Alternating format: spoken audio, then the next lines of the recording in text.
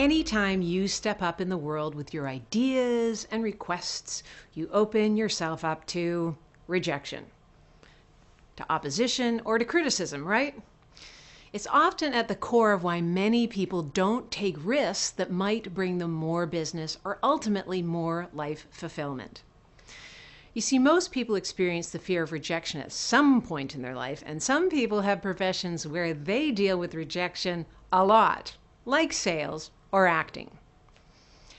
Over all the years of studying what shifts your mindset at unconscious levels, I've discovered a number of tricks to dissolving this particular fear. And one of them is the old trick of, how is this a blessing in disguise? Now, while this is common wisdom we've all heard, many people keep it as just an intellectual concept rather than as something that you might apply to your own life. So you might have heard that regular thoughts can become programs in your unconscious mind, kind of like a piece of software in your computer that just keeps looping. So for example, a habit of worrying about making enough money can become a mind program causing you to focus on things that might make you lose business rather than on what you could do to build your income. And because what you focus on grows, right? It's like you're building software in your mind to block you from attracting prosperity by worrying. So think back to a rejection you experienced in your life and ask yourself right now, how was it a blessing? And see if you can list at least 7 things. Now that might be easier to see with some rejections than others. In that case, just imagine how it might become a blessing in the future, especially if it was a recent one. So it's very important to create programs in your mind that support your life goals and not detract from them. So how do you do that? By asking yourself certain questions regularly, you can start to reprogram your unconscious mind.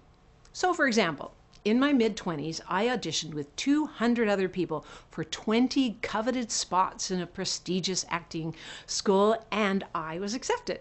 Great.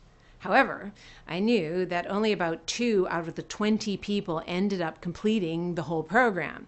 I really wanted to be one of those 2 people, but there came a day when I was called into the school director's office and they said, you're just not cut out for acting and we'd like you to leave. At the time, I felt really devastated and I went into this big slump in my life. I wrote down such things as, okay, this might set me on a better path in my life, or this might be teaching me resilience. It's a chance to see if I can maintain a sense of self-worth regardless of what others say or do. Always a good one. It might strengthen my resolve to succeed in this profession anyway. It's feedback about what to improve as an actor. I'm rethinking how I make decisions about where I get educated. Maybe they don't know what they're talking about. Hey, it might be freeing me up to actually work as an actor, get paid rather than just study it. After I did that, I magically started getting invited to be in all kinds of shows for the next few years without even really trying, no auditions.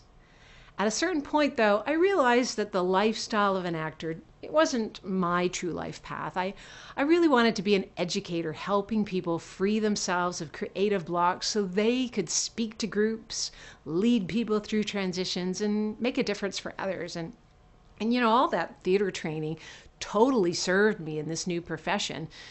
And if I had succeeded in the acting program, I might have stayed in that profession all my life and not had this career, which I like much better. So those 7 blessings ended up mostly becoming a reality. So here's a few famous people who got rejected. Margaret Mitchell's best-selling book, Gone with the Wind, was rejected by 25 publishers. Bill Gates' first business was called Trafo Data, and it was a huge flop. Walt Disney was fired by a newspaper editor because he lacked imagination and had no good ideas. Albert Einstein could not read until he was 7, causing his teachers to try to put him in a mentally handicapped program. You see, if nobody ever experienced rejection, then every direction in life would seem perfect. There would never be any need to grow, improve, or recreate yourself. Hey, life would be kind of boring.